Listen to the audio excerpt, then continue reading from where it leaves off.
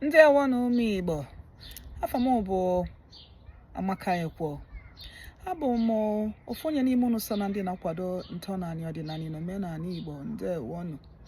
Taa bụ Wednesday, 16th April 2025, n'ọgụ afọ ndị bekee. N'ọgụ afọ Igbo, anyị ka n'ọnwa nke abụọ dịka ọra eze nri si agụ. Ama m na anyị lọtalụ na obodo dị iche iche dị n'ala Igbo nwe kapa si agụkwa agụ afọ kwancha dị mma maka na Igbo bara ụba. Ndewonu. N'izu Igbo, tata bụ Orie. Orie bụ ụbọchị nke abụọ n'izu Igbo. Izu Igbo bidoro n'Eke, Orie, Afọ. Nkwa nwe ndị na-akpụ ya Oye. Igbo na-asụ n'ọnụ n'ọnụ. Ama m na Eke onwe ka unu si akpụ ya n'ọnụ nke unu. Orie, Oye, fancha dị mma, fancha bụ ofufe. Nkụzi nke taa bụ njirimara Orie. Akụrụngwa Orie bụ mmiri, water. Ama m na anyị lọtalụ na ndụ mbụ life na ndị sayensị gwara anyị na akụrụngwa ndụ dị anọ, ya na enwelu 4 elements of life: no carbon, no hydrogen, no oxygen, no nitrogen. Ama m na anyị lọtasịrị ibe anyị ama m na anyị lọtalụ na akụrụngwa ndị a na a ga-afụ ya n'anị, a ga-afụ ya n'anyanwụ, a ga-afụ ya n'ikuku, a ga-afụ ya na mmiri. Ụbọchị ọbụla n'izu Igbo nwelu akụrụngwa ndụ ya na ya eji mmalị ya. Ndewonu. Nke Orie bụ mmiri. Mmiri bụkwanụ nọ n'isi ndụ.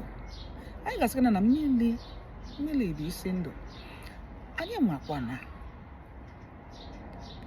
na agbakwala anyị, na sayensị gwara anyị na mmadụ anyị na-ene n'anya na mmiri dị anyị na-arụ erika.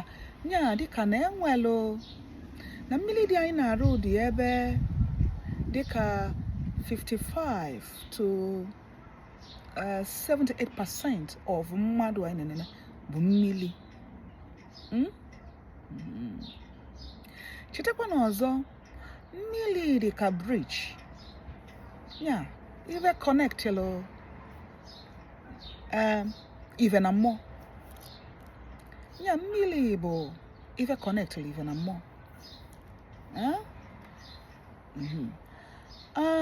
Ya dịka bridge. Lọtanụ na nwa Igbo ọbụla nwelu mmiri o si wee bịa ụwa. O nwekwelu ndị bụ alaeze ha na mmụọ bụ mmiri, nwee ndị bụ alaeze ha na mmụọ bụ ikuku, anyanwụ na anị.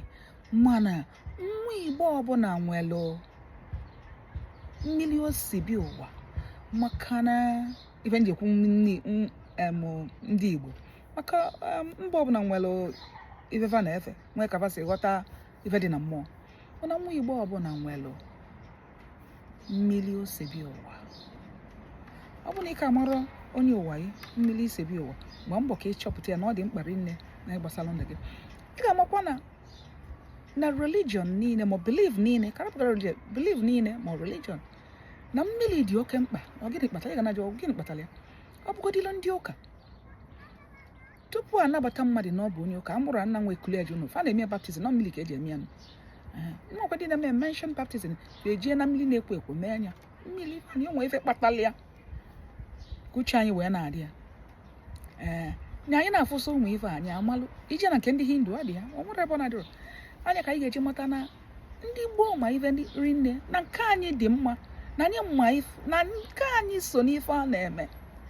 Nya nke anyị anya amadị na-afụ ọdịnala anyị ka ọ na ọ bụrụ ife anyị amara ife anyị na-eme mba ndị Igbo ma ife rị na-efe ma ife a na-eme ị na-ekụzi anya ka ọdịnala dị iche iche n'ụwa anyị nọ ka fa sikwa akọwa ifu na o nwee ka fa ya na ọdịnala anyị si welu yita ndị ewon ya ọgịnị kedu njirimara mmiri bụ ife dị ka fluidity ka esi na osiri ike mmiri abụrụ ife ji mmadụ mmiri esiri ike mmiri abụrụ dị ka ife dị solid na ọ tala akpụ mba mmiri dị easy ọ dị mmiri bụ ife na-enyere anyị aka inye onwe reflection mmiri bụkwa ife ji matakwa mmiri bụ ọgwụgwọ healing ya nwerọkwa ọ na Hindu ọ na ụka Christianity ga-afụkwa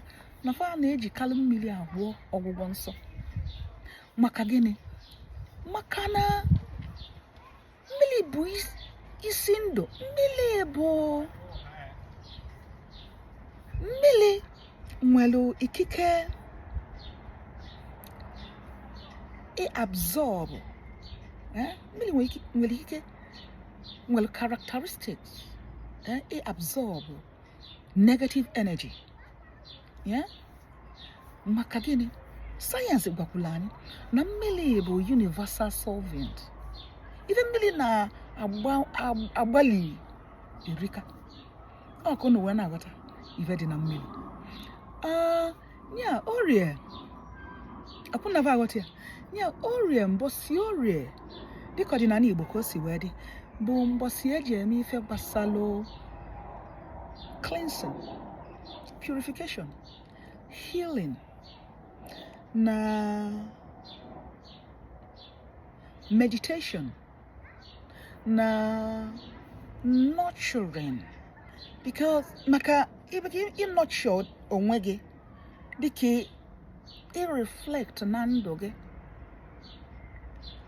maka na mmiri nwere ikike ahụ of reflection na ife a niile ka ya na orie ihe akwụ na agwata ọzọkwa bụ na n'ọdịnala Igbo ife eji mmalụ mmiri enwe bụ ife gbasalụ ị na-anụ ka deities ya enwekwara alụsị mmiri mana ife dị ka mmụọ mmiri chetakwa na ị nwere mmiri isi bi ụwa mmiri bụ alaeze ọ bụ na ị nwere mmiri isi bi ụwa enwe ife na-eme ebe anwa ọ nwee ife ị na-ada afụ na-efe maka na mmụọ ka mmadụ si bi ụwa ya enwesịrị mmụọ mmiri ferikan ka anyị yala ịkpọba afa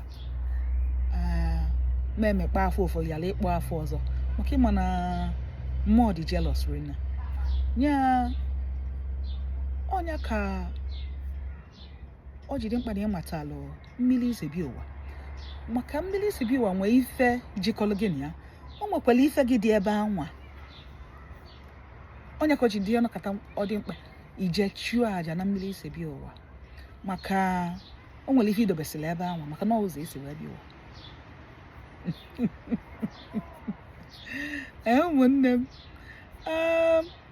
ya mbọsị orie dị mma idobe maka ịchụ aja na ịga ọfọ gbasalụ ụba gbasalụ ọmụmụ gbasalụ akụ gbasalụ agamniru gbasalụ ịgbanwe ndụ gị maka na ọ bụ na mmiri nwere ikike ịmịkọlụ ịabsorbụ energy na-adịrọ mma dị negative ọ bụrụ na o nwere ife na-enye gị nsogbu jikọsịrị mmiri maka na mmiri bụ a universal solvent otu sayensị si gwa anyị ya mmiri gị na mmiri inwe mmekọ ga-enwere ikike ahụ ịmịkọlụ ajọ ike anwani ajọ ife anwani dị ire na-arụ iwe nwee ike welu nwee agamniru ife dị na mmiri ndewonu nya ife dị n'orie ka nna akọrọ unu ọnya melụ ife ọbụla gbasalụ aja agamniru, aja ikpochapụ ife ọjọọ, aja imepe ụzọ, aja imelụ ife lụrụ alụ, cleansing, purification, healing, ụmụ ife niile onye ka eji achụkalị ya mbọsị orie ya na mmiri akwụ na aghọta ụmụ mmiri onwe ndị a na-akpọ ụmụ mmiri mana onye ọbụla na mmiri nwee mmekọ maka onye ọbụla nwee mmiri o si wee bịa ụwa maka na mmiri bụ bridge jikọlụ ife a na-afụ n'ife na ife a na-afụ na mmụọ ọ ka ọ dị ndewo na ụmụnne m ọkwọ na-aba efu na ọdịnala Igbo emika ọdịnala Igbo siri ike ọdịnala Igbo amaka nya anyị ga-ejisi ike ka anyị na-akwado ọdịnala anyị nke anyị na nke anyị ama mfụ nke anyị dị mma ndị ọmụ ifere nne fama ife fa na-eme ife ahụ fa arapụọla anyị ga-ejisi ike jidesie enyi ike ka ọ ghara ifunarị anyị ndewonu ọ bụ na amụrụ ya mbọsị orie ịbụ nwa orie ekene m unu niile kene anyị niile ha sị na ọ ya adịlụ nwoke mma ọ ya adịlụ nwaanyị mma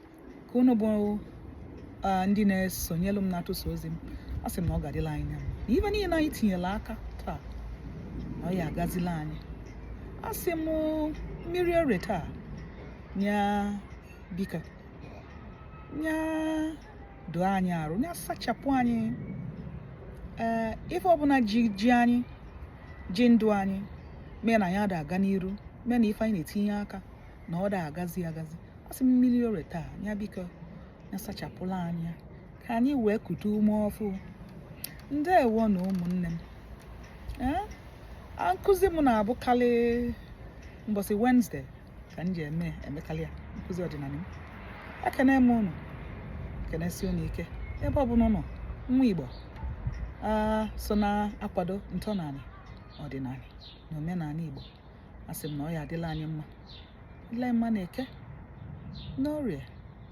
na Afọ na Nkwọ ndewo mgbe ka o mesịanụ ọ ya adịnụ mbụ n'izu ụka ọzọ